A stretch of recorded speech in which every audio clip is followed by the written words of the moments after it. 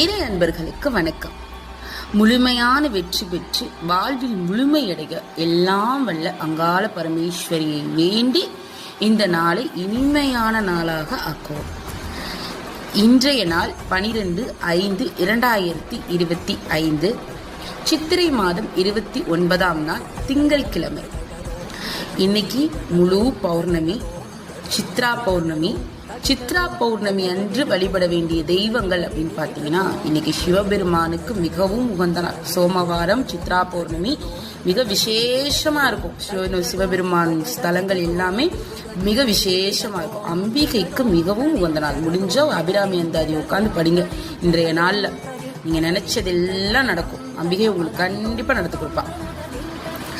மதுரையின் சித்திரை திருவிழாவில் முக்கியமான பங்கான ஆற்றில் கள்ளழகர் எழுந்தருளல் அப்படிங்கிற விஷயம் நடக்குது. இந்த வைபவம் எதுக்காக நடக்குது அப்படின்னா, சுதபஸ் முனிவருக்கு சாப விமோச்சனத்துக்காக இந்த வைபவம் நடக்குது. இன்றைய நாள் நீங்க பெருமாளை வேண்டும் போது நமக்கு இருக்கிற பிரச்சனைகள், தீய வினைகள் எல்லாம் விலகி நம் வாழ்வில் முன்னேறுவதற்கு பெருமாளின் அருள் முழுமையாக நமக்கு கிட்டும். அதனால இன்னைக்கு சத்யநாராயண பூஜை பண்ண முடிஞ்சவங்க பண்ணுங்க, முடியாதவங்க கோவில்களுக்கு சென்று பெருமாளை வணங்கிவிட்டு வரலாம்.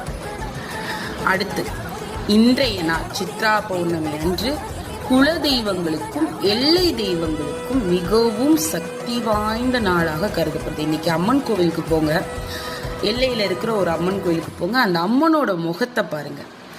பௌர்ணமி நிலா எப்படி பிரகாசமா இருக்கோ அது 100 மடங்கு பிரகாசத்தை நீங்கள் இன்று அம்மனின் முகத்தில் பார்க்கலாம். சித்ரா பௌர்ணமி அன்னைக்கு அதீத சக்தி பெற்று விளங்குவாள் அம்மன். அதுவும் அங்காள பரமேஸ்வரியை வேண்டுனீங்க அப்படின்னா உங்களுக்கு ஏற்படுற பிரச்சனைகள், தடைகள், தீமைகள் எல்லாத்துல இருந்து விலக்கி வளமான வாழ்வை தந்து உங்களை வாழ வைப்பாள் அங்காள பரமேஸ்வரி.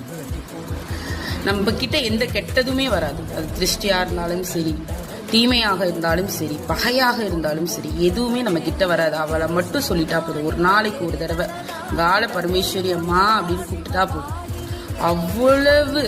அவ்வளவு பாசமும் மண்ணும் நம்ம மேல வச்சு நம்மளை காத்து நிற்பா அங்காள பரமேஸ்வரி. இன்னைக்கு மிகவும் உகந்த நாள். அவளுக்கு முடிஞ்சா பக்கத்துல இருக்கிற கோயிலுக்கு போய் அம்பாளை வேண்டிட்டு வாங்க.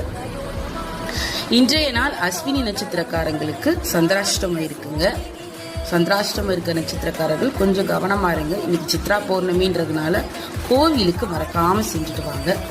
இறைவனின் அருள் முழுமையாக உங்களுக்கு கிட்டட்டும். இந்த வீடியோ உங்களுக்கு பிடிச்சிருந்தா லைக் பண்ணி ஷேர் பண்ணுங்க.